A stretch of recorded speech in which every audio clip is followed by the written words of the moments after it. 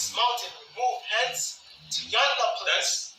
Telling the mountain to move is like, you watch X-Men and Bruce is lifting this shit up. Matter of fact, even Star Wars, that's really a better representation of it. They have something called the Force, and when you master the Force, you're able to move things and shit with your mind and whatever. Well, they got that from the scriptures, and spiritual powers are rooted in nothing more than faith. When we put up our praise and our curses, we really have a low form of spiritual powers because we're commanding spirits in the spiritual world to act out certain things in this three-dimensional plane. So when you put up a curse on somebody, you're giving a charge to an angel, all right, to do this, do that. That's no different than what the apostles had to do, all right? They had to give a charge to a demon to get the hell out of this dude, but it required what? It required faith, man. So when you pray, you have to pray with faith. When you want things acted out into the world, all right, and you want these spirits to do certain things, all right, you have to have faith behind it, man. Okay? All right? Verse 20. And Yahushua said unto them, because of your unbelief, for verily I say unto you, if you have faith as a grain of a mustard seed, ye shall say unto this mountain, remove henceforth to yonder place, and nothing shall be impossible unto you. Exactly. So, you know why we're not flying right now or stopping bullets? Really because there's a bit of doubt in our minds that we can do these things. Now don't tempt the Most High. Your Shaman said have faith. Hell no. Alright? Don't tempt the Most High. In that day we'll know. Just like the Oracle told Neo. Nobody you don't have to ask if you're the one, you just know it. So when that day come, when we are the elect brothers get the powers, we're not gonna be damn. Do I really have power? We're just gonna know, man. And all the Most High is going to do is just really, again, turn up the knob on our faith. Put our faith to that extra, Apostles have been very diligent decades, and they've shown a tremendous deal of faith. So imagine when they get that power, and brothers get that power level of faith, again, that's the Most High just cranking up the knob, man. All right? You see, there's an account where a man was begging the apostles for money, and the apostle Peter said, look, he was a lame. His legs was fucked up. He couldn't walk. And he was begging for money, and the apostle Peter was like, I don't got no money, but this I have, in the name of Yahushua rise. He didn't say, man, will this command rise? I don't know. At that time, he was already rooted up in that faith, and guess what? That man rose. Apostle Peter put his hand in front of them two couples that tried to supplant the church, and dropped dead. Said the Lord's going to take your life, and they just dropped dead. So, there's nothing new under the sun. And Yahushua worked many great works, some that we don't even know about, and he said we're going to do greater. So when the Lord put the spirit of that immense amount of faith, on the men that he has chosen, okay, then we're going to be doing wonderful works, man. But when we're that elect, all right? Kind of quick, because I'm basically like a worldly basically way of saying what the priest is going into. They call it the law of attraction. So it says the law of attraction is a new taught spiritual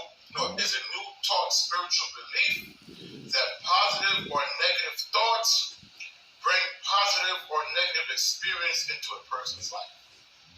So they basically got the scriptures, man, like the brother was saying, that when we put up praise and curses, we're basically speaking it into existence, man, and having faith that it's going to happen. It's crazy. I was watching a video right before the Day of Atonement. Like, it popped up, the law of attraction, but it was like Steve Harvey speaking, but he was speaking from a carnal sense. It's like, go on a plane, fly first class, pay the money to fly first class. It's basically going to make you level up to where you can always have fly first class. I mean, you have to make more money and stuff like that from a carnal aspect. And Jake in the world, they heavy on that, but they heavy on that more on the carnal left hand side. They're like, not money wise, so on and so forth. But hey, we belong heavy on that on the right hand side, the spiritual side, and believing that you are minded the Lord, man. You part of the elect, you know what I mean? We the Israelites, you know what I mean? Yeah. So on and so forth.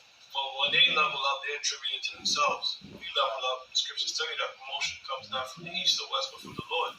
So the Most High level you up in this truth, or even in the world, then guess what? At the end of the day, it was the Lord, and we take full account that the Most High did it. You know, the Most High put the Spirit on you to, I don't know, get a better job or promotion at your gig, or, you know, you came in the truth, you got a hard time reading, now you read really well, whatever, you see. I got to big up the elder out there in South Carolina, man. I always use him as a good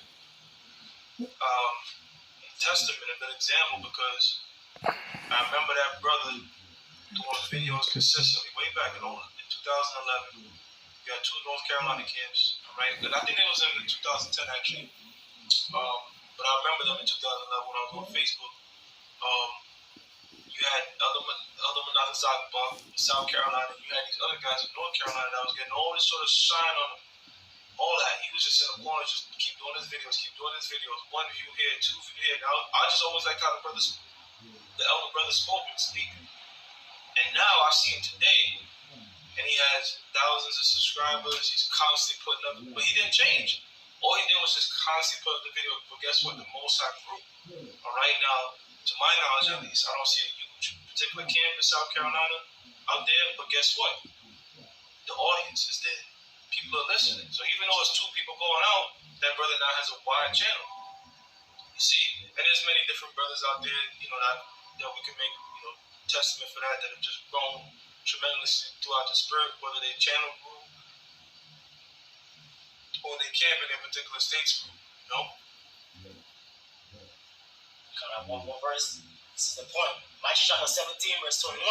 Howbeit, this kind goeth not out, but by prayer and fasting. Right, so there's certain demons that you need prayer and you need heavy fasting to get rid of, man. Right? You might be super sick. You might be certain shit. There's sometimes certain things, like a brother come in, he just can't stop smoking weed. He's praying, but guess what? I have to go on a fast. Or a brother might be into, for some reason, he just can't stop eating shrimp or some shit, you know? Whatever pertains to you. We all battle different things, right? Something you just can't get over. You know? My shit, when I first came in, I used to always get the razors on my thing, or the razors on my edges, whatever. And I knew it was wrong, and for a long time, not a long time, but it's something I was still doing. You know, when I would go off to college and shit, and I was still in the truth. I would do it. And I'm like, why the fuck am I, you feel remorseful after, but I'm like, why am I doing this shit again? It was a demon on my ass, you see? So that's why you have to now pray and fast to help battle with our particular demons that we go through, man. See? That was I got it. So, this is Leviticus 23. Leviticus 23, verse 26. It says, And the Most High spake unto Moses, saying, Also on the 10th day of the 7th month there shall be a day of atonement. It shall be a holy convocation unto you, and ye shall afflict your souls. Afflict our souls. We shall fast. Okay? Go ahead. And offer an offering made by fire unto the Most High. And we went into that particular ritual, the offerings. Again, it's not just fasting on a day of atonement. There's an offering that is supposed to be done with it. Go ahead. It says, And ye shall do no work in that same day, for it is a day of atonement. So you have certain high holy days that we keep that have a Sabbath in them or associated with a Sabbath. Because right now, the Day of Atonement is a Sabbath day, but it's not the Sabbath of the month. It didn't fall upon. The Sabbath for this month is Friday night and Saturday night. But the Day of Atonement fell on a Sunday night to Monday night, you see? But it's still a Sabbath, okay? It's a day where you refrain from work, all right? Which includes sex. You gotta make that clear, because certain camps will tell you you can have sex on the Sabbath, even though Jay in slang say I'm about to put in work and they're about to have sex. For some reason, you know, it ain't for some reason. Niggas just really want to do what they want to do, you know? It's common sense that, you get defiled when you bust a nut and shit like that, bro. But Jay, to fulfill their bellies and shit, mainly, all right, to fulfill their desires, certain camps are teaching, well, they don't outright say sex, you know? But you're not supposed to be having pleasures, all right? You're not supposed to have condoning your personal pleasures on the Sabbath. fleshly pleasures rather. Alright? It says, and ye shall do no work in that same day, for it is a day of atonement, to make an atonement for you before the Most High your power. Right. And real quick, because I made a point that we're supposed to cease from our pleasures, get Revelations 4 and 11. This is the book of Revelation, chapter 4, verse 11. Thou art worthy, O Lord, to receive glory and honor and power, for thou hast created all things. 1 second, brother. Get Ecclesiastes. Ecclesiastes, the book of Sirach, chapter 16, and start at the last three verses. The last three verses. Go ahead, brother. Stop here. Revelation chapter 4, verse 11.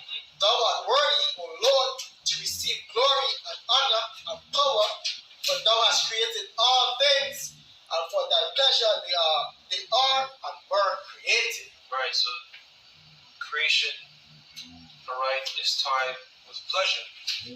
Alright? When the Lord enacts the spirits to go create things, it's in the deeds of pleasure. Pleasure is a pleasure for these spirits to create things. However, you notice that when you go into the book of Genesis, it said that they rested on the seventh day. So even these spirits had a Sabbath day, alright? The spirits being Yahushua and those that were with him, they had to rest on the 7th hours of the year. Now, why is that? Is it because they work? Well, go ahead, read this. This is Ecclesiasticus, which is Sirach 16, verse 28. Try 26. Well, wait. Hold on. Wait, it says he brought us the works. Try 26. Yeah. Verse 26, it says, the works of the Lord are done in judgment from the beginning, and from the time, The angels, go ahead. and from the time he made them, he disposed the parts thereof. Verse 27, he garnished his works forever, and in his hand are the chief of them unto all generations. The chief spirits and the angels. Go ahead. They neither labor, nor are weary, nor cease from their works. Okay, so they neither labor, nor are weary, nor cease from the work. In other words, they don't get tired. So when they were putting together, when you read in the book of Genesis, all right, all that was done via telepathically, all right. There wasn't a big pickaxe sketching out the earth and such, all right. The scriptures were saying, "Let there be light," so it was all just of the mind, of the spiritual power of their mind, all right. So they neither labor nor toil. But the point I want to make is, they're not laboring, they're not toiling, all right. But yet they had to honor the Sabbath, and the Sabbath speaks about not resting, not working, all right. So if they don't work, why is it they have to cease on their Sabbath day? Why? Because it's pleasure, right? So there's no work and there's no pleasures. Your personal pleasures shall be done on the Sabbath, man. It's a day that's supposed to be devoted to the Lord. Okay, that's our Sabbath. It's a holy. It's a separate day. Because holy goes back to, it's a sanctified day, a separate day that is completely devoted to Yahweh. All right, Yahweh Bashem Shah. Verse 28, it says, none of them hindereth another, and they shall never disobey his word. Right. So angels, don't fight one another, as they show you in comic book movies or comic books like Protestant Bible and shit like that. Those are just comic books. Jehovah's Witness Bible will say falling out of heaven. That's all comic book shit. Right? That's not in the scriptures. All these angels are in order. They have their own sections in the heavens, all right, and all of them follow the words of the Heavenly Father. Can't be one. That was in our Revelation for a long time. Yes, Romans 5 and 11, because we're going to get some scriptures letting you know that that Yahweh Shai ultimately made an atonement for our sins, man, all right? So we don't really have to keep the Day of Atonement per se, all right? But we, again, just rehearse it, all right? Because what Matthew 5 and 17 says, you don't make void the law, but to fulfill it, all right? Romans chapter 5, verse 11. And not only so, but we also joy in the Most High.